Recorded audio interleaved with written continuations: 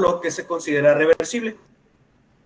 Tenemos aterosclerosis, la cual vendría a ser pues la continuación de la disfunción endotelial, donde pues ya vemos el engrosamiento tanto en la capa íntima como en la media de las arterias.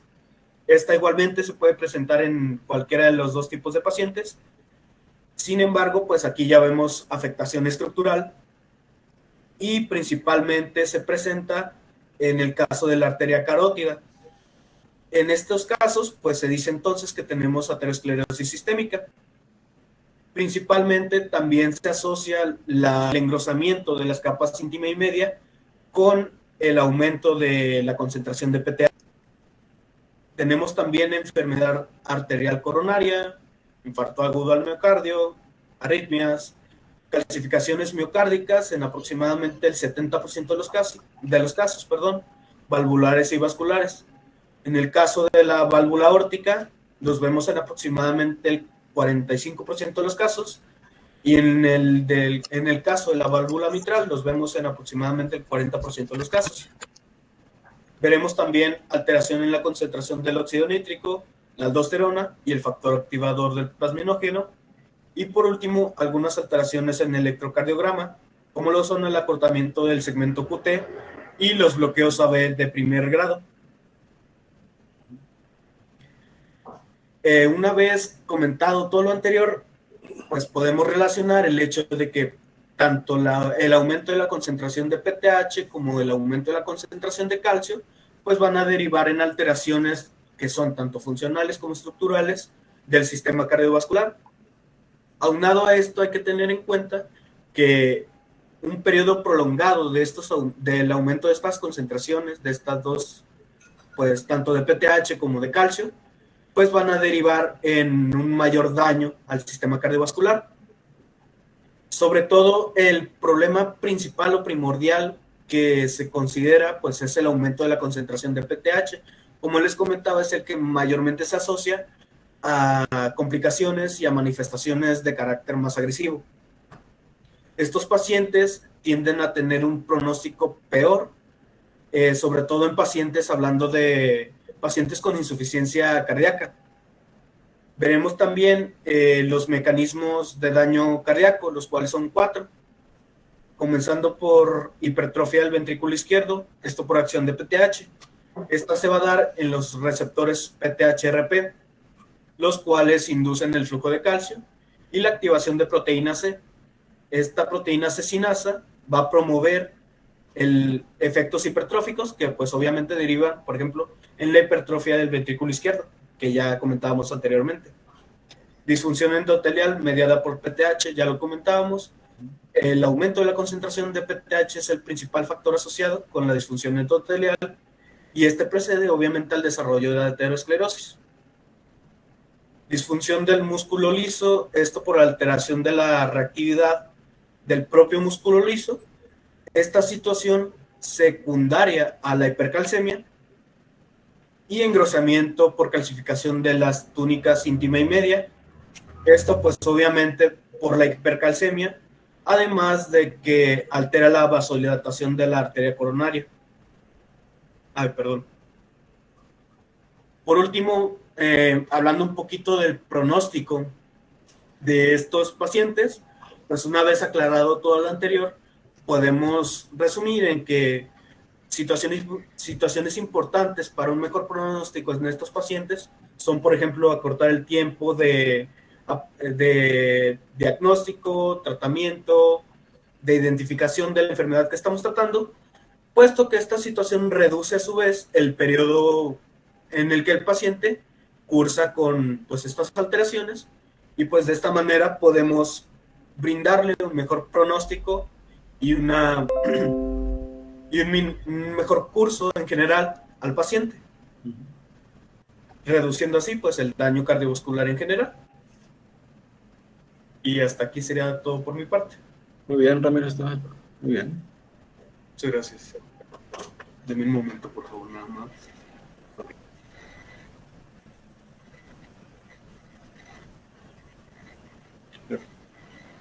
Bueno, continuamos con el hiperparatiroidismo normocálcico.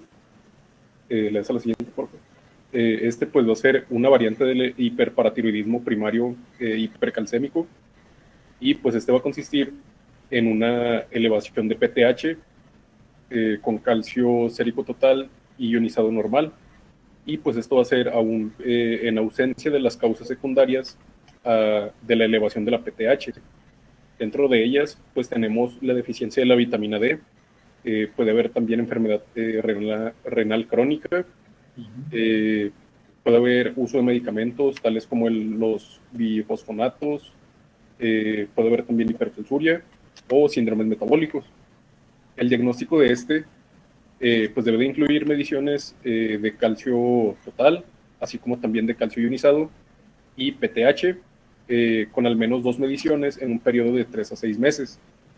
Los pacientes con hiperparatiroidismo primario normocalcémico se deben de vigilar mediante determinaciones de calcio y PTH anuales, y pues también con disometría, ya sea cada 1 o 2 años.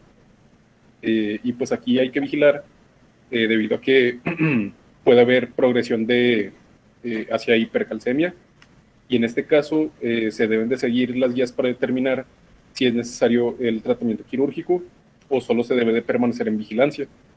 Y pues en caso de que la progresión sea hacia el esqueleto, fracturas, o que haya una reducción progresiva de la densidad mineral ósea, pues aquí sí se debe de indicar la cirugía.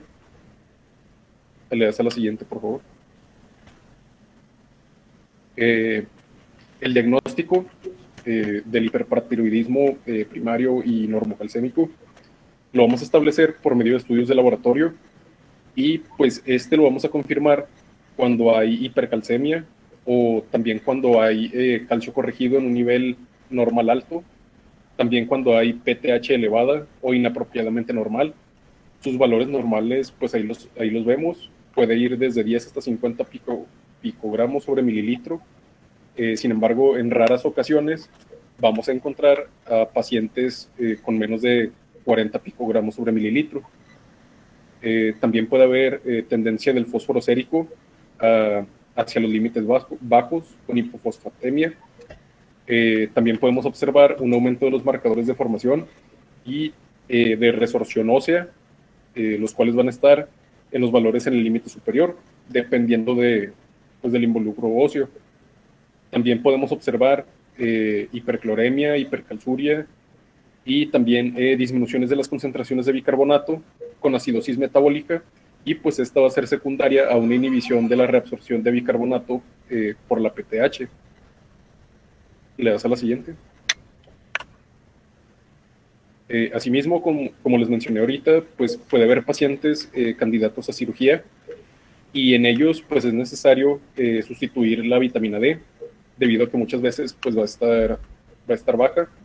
Entonces tenemos que administrar sustituto de vitamina D hasta alcanzar concentraciones de 20 nanogramos sobre mililitro, debido a que si sus valores están deficientes, puede haber consecuencias, tales como que haya un mayor tamaño del adenoma paratiroideo, puede haber también un en la concentración de PTH y también de marcadores de remodelamiento óseo, puede haber también una mayor actividad de la fosfatasa alcalina, y pues va a contribuir a una prevalencia de la osteitis fibrosa quística, y también vamos a observar menor densidad mineral ósea, principalmente en el cuello femoral, radio, y pues en sí en el cuerpo, en todo el cuerpo en general, pero estas son las áreas en las que no se va a observar. Le das a la siguiente, por favor. Y continuamos con los ensayos de PTH. Antes de entrar de lleno en ellos, pues vamos a hablar un poco de la PTH. Esta pues es una hormona polipeptídica, la cual es secretada por la glándula paratiroidea, y pues esta glándula no la va a secretar así como tal, lo que va a secretar es PTH 184 y también fragmentos de carboxilo terminales. Secundariamente a esto, el hígado se va a encargar de metabolizar el PTH 184 y va a producir fragmentos carboxilo terminales. Y después de esto, el riñón se encargará de la eliminación de los fragmentos C-terminales. Además de la PTH 184, pues también podemos encontrar porciones incompletas de PTH, los cuales pueden tener tanto fragmentos carboxilo terminal como amino terminal. Y pues como dato, tenemos que mientras que la vida media de los fragmentos carboxilo va a ser mayor a esta, puede ser mayor desde 5 hasta 10 veces. Y pues partiendo de esto, los ensayos de PTH lo que van a medir principalmente son las 3 porciones de la PTH que vemos en la parte baja de ese esquema, lo que son la PTH 184, la PTH N terminal, la PTH NO 184 y pues los fragmentos carboxilos. Hablando un poco de cada una de estas porciones, pues la PTH 184 va a ser la hormona biológicamente activa, y esta va a ejercer su efecto a través de la interacción de sus primeros 34 aminoácidos con el receptor de PTH. En cuanto a la PTH N terminal, esta realmente no se tiene el conocimiento de cuál sea su verdadero efecto. Sin embargo, es importante debido a que en casos de hiperparatiroidismo grave, así como también de carcinoma paratiroideo, sus valores van a estar elevados. En el caso de la NO-PTH 184, esta va a tener función en la regulación de la resorción ósea, inducida por la 1.25 vitamina D, así como también de la prostaglandina E2 y también de la interleucina 11. Y otra función de esta, pues es que va a inhibir la formación de osteoclastos. Por último, tenemos a los fragmentos N-terminales, los cuales, pues como ya mencionamos, van a provenir de la producción intraglandular y pues de la degradación de la hormona periférica. Ahora sí, pues hablando de cómo vamos a medir los niveles séricos de PTH, pues esto lo vamos a hacer mediante estudios, ya sea de primera, segunda o tercera generación. Principalmente tenemos el radioinmunoanálisis, que va a comprender a los estudios de primera generación, y pues esta va a evaluar a todas las porciones de la PTH, a las 4 que vemos ahí en pantalla. En caso de los ensayos de segunda generación, aquí tenemos 2, que es el inmunométrico o de tipo sándwich y también el inmunoradiométrico. Estos van a detectar pues también todas las porciones, a excepción de los carbonos terminales. Y por último tenemos a los de tercera generación, en los cuales solamente vamos a detectar lo que es la PTH 184 y PTH N terminal. Y pues un dato que les puse ahí es que los estudios de PTH pueden variar incluso usando ensayos de la misma generación, pero pues que son producidos por diferentes fabricantes. Le das a la siguiente, por favor.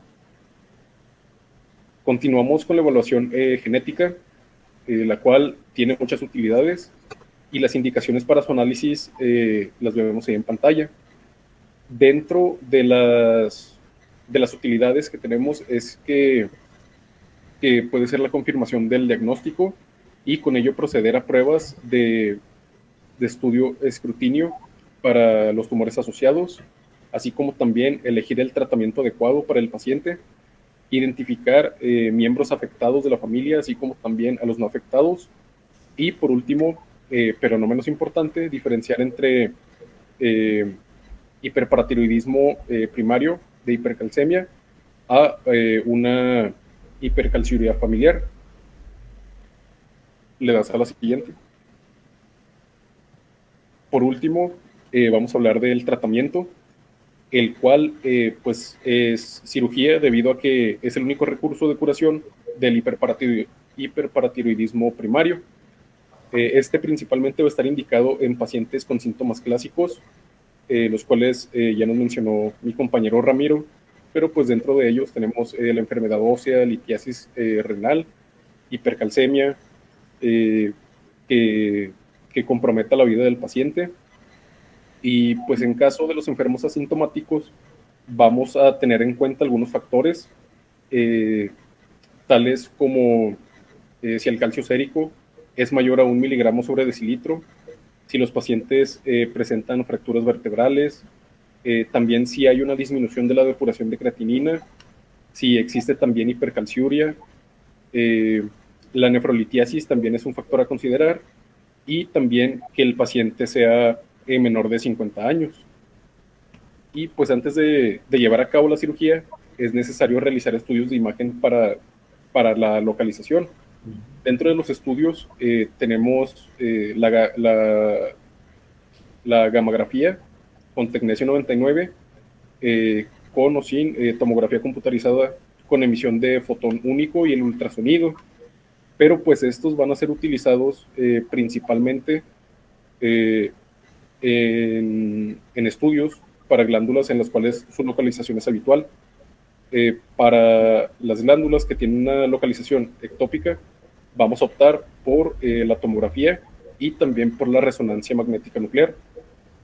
Le das a la siguiente, por favor. Sin embargo, también pues vamos a tener candidatos, pacientes no candidatos a cirugía, y en el caso de ellos, la recomendación pues es medir el calcio sérico de 1 a 2 veces al año, también la creatinina y el índice de filtración renal anual. En el caso de que se sospeche de litiasis, pues vamos a solicitar perfil de litiasis, así como también imágenes renales por radiografía, ultrasonido o tomografía también. La finalidad de estos estudios pues es detectar cambios en la concentración del calcio sérico, así como también si existe una disminución de la densidad mineral ósea, si hay aparición de fracturas, o también que haya cambios en los parámetros renales. Le das a la siguiente, por favor. Y hablando del tratamiento médico, esta pues es una opción para los pacientes que tienen la cirugía contraindicada, o en aquellos en los que falló el tratamiento quirúrgico, o que de forma voluntaria pues ellos rechazaron la cirugía. En ellos pues deben de emplearse fármacos cuando se desee disminuir la concentración de calcio, aumentar la densidad mineral ósea, o pues ambos. Principalmente pues no se recomienda restringir el calcio de la dieta, pero se debe de evitar una ingesta mayor de 1 gramo al día en pacientes que tienen concentraciones altas de 1.25 vitamina D. Asimismo, debemos de suplementar a todos aquellos que tengan valores por debajo de 20 nanogramos sobre mililitro, y pues también se pueden utilizar estrógenos en el caso de la posmenopausia. Todo esto cuando se desee controlar los síntomas, y principalmente la función de ellos es que van a suprimir la resorción ósea, van a disminuir el calcio urinario y van a aumentar la densidad mineral ósea en los pacientes con hiperparatiroidismo principal leve, primario leve. También podemos utilizar bifosfonatos, esto para mejorar la densidad mineral ósea, y su uso ha demostrado la mejora en la columna lumbar, en cadera, y todo esto sin alterar la concentración del calcio sérico, al mismo tiempo de que contribuyen a la disminución de los marcadores óseos. Y por último, tenemos el Cinacalcet, el Calcinet, el cual va a aumentar la afinidad del receptor de calcio de la célula paratiroidea, y esto va a producir un aumento de calcio intracelular, y consiguiente a esto va a haber una disminución de la síntesis y secreción de la PTH. Con ello, pues va a normalizar los valores de calcio entre un 80 a un 90% de los pacientes. Generalmente se observan mejorías dentro de un periodo de 6 meses, y los pacientes pueden seguir con estos valores normales hasta en un periodo de 5 años. Principalmente, pues bueno, vamos a utilizar dosis desde 30 hasta 180 miligramos al día, y pues también este medicamento se puede utilizar para disminuir las concentraciones de calcio en sangre, aumentar el fósforo sérico, y va a haber un efecto modesto en los valores de PTH, sin efecto alguno en la densidad mineral ósea. Y pues también se puede combinar el Calcinet con alendronato en pacientes en los cuales se desea disminuir la concentración sérica y también mejorar la densidad mineral ósea. Y esto sería todo de nuestra parte. Muy bien, Osvaldo y Ramiro, muy bien. Buen resumen del hiperparatiroidismo. ¿Alguien quiere agregar algo o comentar algo? No. Bueno. Entonces el hiperparatiroidismo primario pues es una patología también poco frecuente. Y como decíamos del hipoparatiroidismo, en el que giraba todo alrededor de la hipocalcemia, aquí gira todo alrededor de la hipercalcemia. Ya mencionaban las causas, la más común de todas pues es el adenoma solitario, el adenoma en una sola de las glándulas paratiroides, más alrededor del 80%. La hiperplasia y el cáncer son menos frecuentes, mucho menos frecuentes del cáncer. Carcinoma paratiroideo es muy raro. Y entonces, pues, afortunadamente, la mayor parte de los casos son un adenoma benigno, por supuesto, en una de las glándulas paratiroides. Y esto trae una consecuencia metabólica, pues, importante, ¿no? Ya que al haber elevación de la hormona paratiroidea, se altera totalmente el metabolismo del calcio y vienen las manifestaciones clínicas que ya mencionaron. Aquí habrá que señalar unos dos aspectos sencillos rápidamente. Uno, desde el punto de vista clínico, antes ya mencionaba los datos clínicos bien claros, su compañero Esteban. Recordar que sospechar esta patología cuando periódicamente el paciente tiene o se puede complementar una triada de alteraciones óseas con pues, la osteitis fibrosa que dijeron, quizá algunas fracturas ahí mínimas sin traumatismo aparente. Y luego el segundo serían los daños renales, en los que destacan pues, la litiasis renal, ¿verdad? O extremos como la nefrocalcinosis. Y el tercero, las enfermedades gastrointestinal, o sea, la úlcera péptica, y sobre todo úlcera péptica en sitios no habituales, por ejemplo, una úlcera en el fondo gástrico, por ejemplo. Entonces, la triada de alteraciones óseas, la litiasis renal periódica o recurrente y alteraciones gastrointestinales, pues nos debe alertar a que pues, pudiera ser y se justifica el estudio de hipercalcemia, o sea, por hiperparatiroidismo. No es común que tengan las tres cosas o hasta las cardiovasculares también juntas, sino que pueden ser a través de meses o años. Un paciente puede tener litiasis renal ahorita y al año que entra una úlcera péptica y luego empezar con hipertensión arterial, problemas cardiovasculares. Entonces habrá que sospechar en esos pacientes esta situación. Habrá que medir, obviamente, los niveles de calcio y fósforo, y ahí la triada bioquímica, pues es un poquito más común, vamos. En un paciente con hiperparatiroidismo, pues sí vamos a encontrar hipercalcemia, hipofosfatemia o fosfato en niveles bajos normales y la hipercalciuria, ¿verdad? Que favorece pues la litiasis de las vías urinarias. Esa triada bioquímica, pues es un poquito más frecuente que la triada clínica. La triada clínica, repito, hay personas que tienen litiasis renal de repetición y ahí se la van pasando nada más sin tener un estudio más a fondo. Bien. Entonces habrá que sospechar en eso, pero también habrá que pensar en otras causas de hipercalcemia, ¿verdad? Porque la hiperparada es poco frecuente comparado con muchas más causas de hipercalcemia, porque si encontramos un paciente con hipercalcemia, va a decir, ay, tiene hiperparatiroidismo.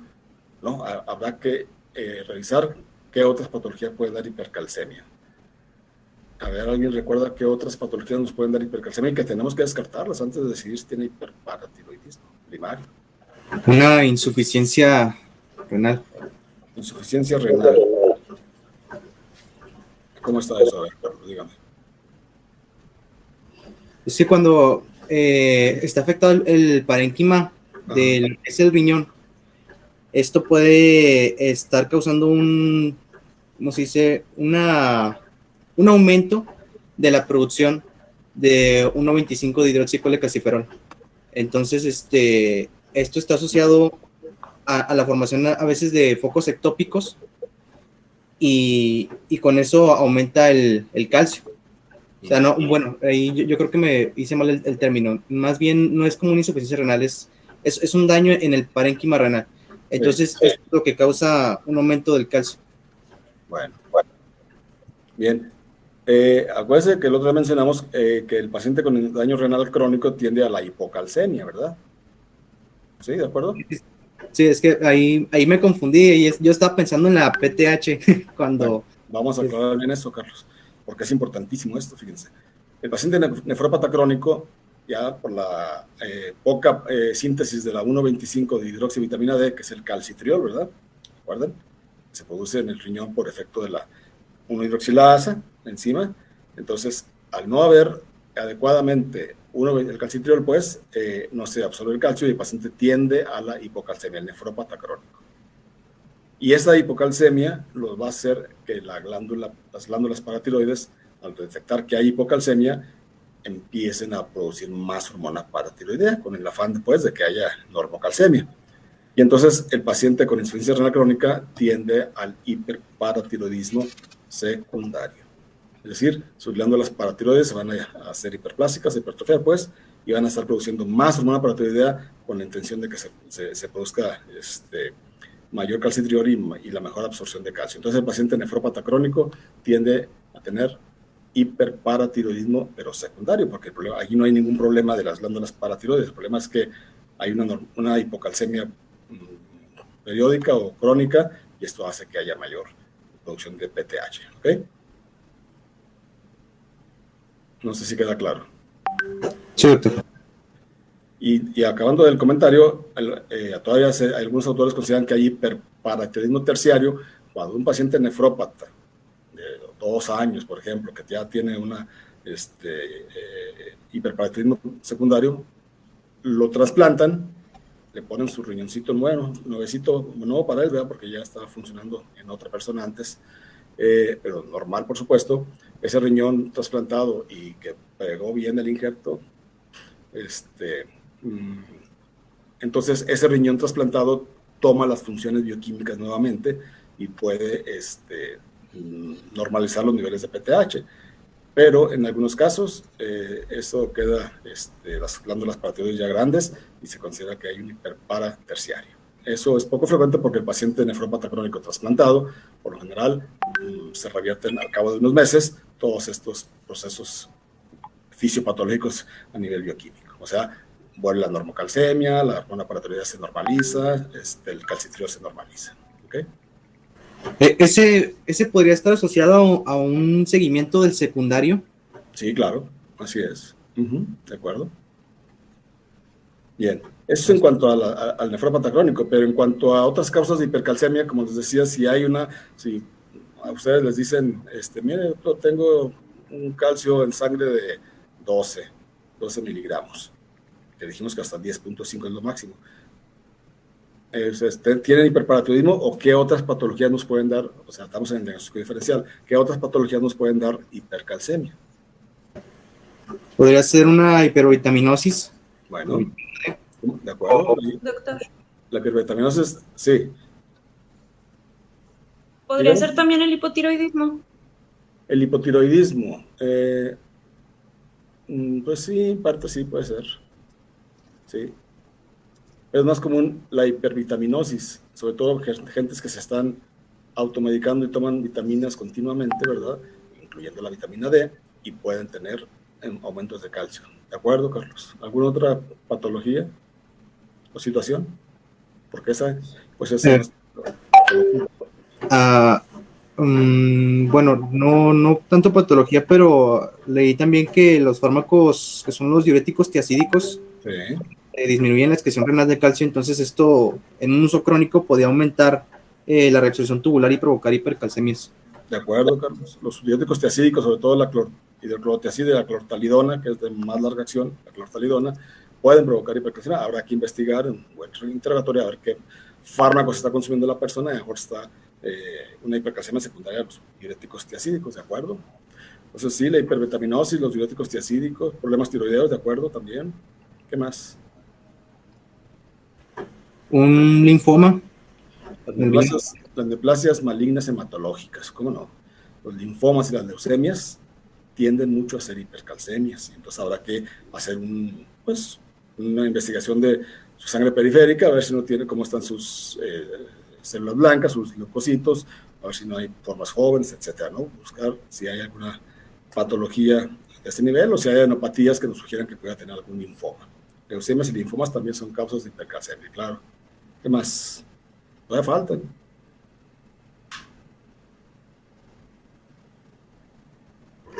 Bueno, en traumatología estábamos viendo una enfermedad que es la osteitis deformante, que es la enfermedad de Payet. Entonces, pues, esto pues también causaría una hipercalcemia, Sí, ¿no? de acuerdo. De Payet, está bien.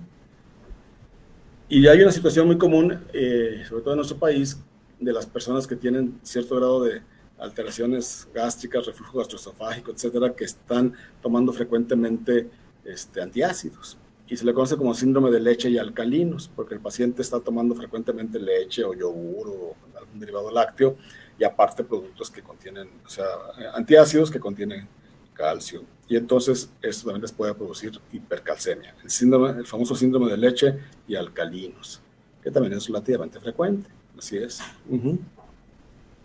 Las metástasis óseas, ¿verdad? De tumores distintos a las paratiroides, neoplasias pulmonares, pancreáticas, de mama, pueden metastatizar al hueso, dañarlo y empezar con hipercalcemia. O sea, las neoplasias, aparte del Payet, o las neoplasias, o sea, que metastatizan al hueso, pues. ¿Ok? Bueno, entonces, como ven, hay varias situaciones y patologías que entre todas en conjunto son mucho más frecuentes que el hiperparatiroidismo primario. Y entonces, habrá que hacer un buen interrogatorio y una buena estudio de imágenes guiados, bien guiados, pues, para llegar al diagnóstico definitivo, ¿no? Y en cuanto al tratamiento, pues no hay mucho problema, porque a fin de cuentas, como la mayoría son adenomas solitarios, pues quitando la paratiroides que está afectada, se resuelve el problema. El problema viene cuando hay hiperplasia en las 4 glándulas afectadas, entonces ahí es donde dice que lo mejor es quitar las 4, bueno, 3, ¿verdad? Remover 3 glándulas paratiroides y la cuarta dejarla en un sitio quirúrgicamente accesible como el antebrazo o el muslo, en el tejido celular, para poder tener un acceso más fácil en caso de que persista con el hiperparatiroidismo. La mayor parte de las veces, quitando 3 glándulas paratiroides, estamos hablando de hiperplasia, y dejando una por ahí bien accesible, es suficiente para normalizar su metabolismo del calcio. Y si no, pues fármacos que ha mencionado su compañero, ¿no? Los bifosfonatos como el alendronato, el risedronato, todo esto es útil en pacientes que no quieren o no pueden operarse, como lo dijo claramente. Así es. Bueno, entonces en conclusión, pues habrá que revisar ante todo paciente que tiene hipercalcemia, ver también lo que no mencionamos, y la próxima clase se los pongo una formulita. Siempre los niveles de calcio sérico tienen que valorarse a la luz de los niveles de albúmina sérica, porque a la medida en que la albúmina esté bajando, pues los niveles de calcio no van a ser los reales. Hay una fórmula que en la próxima clase se las pongo para que siempre pues, mencionaron los niveles de calcio corregido. ¿Ok? Sí, doctor. Sí, doctor. Bueno, jóvenes, pues si no hay algún comentario, aquí le dejamos por hoy. Entonces, nos vemos el miércoles con la fisiología de suprarrenales y el viernes la evaluación. ¿Así quedamos? Sí, doctor, gracias. Gracias. Gracias, doctor. A ustedes, cuídense Gracias, mucho, doctor. que tengan buen fin de semana. Igualmente. Hasta luego, igualmente. Cuidándose, que todavía hay muchos casos, no crean que todavía estamos ya libres. Parece que va a la baja, pero yo creo que todo el resto del año va a haber todavía bastantitos casos. Hay que cuidarse. Hasta luego. Gracias, doctor. Nos vemos. Gracias, doctor. Hasta luego. Hasta luego. Que les vaya bien.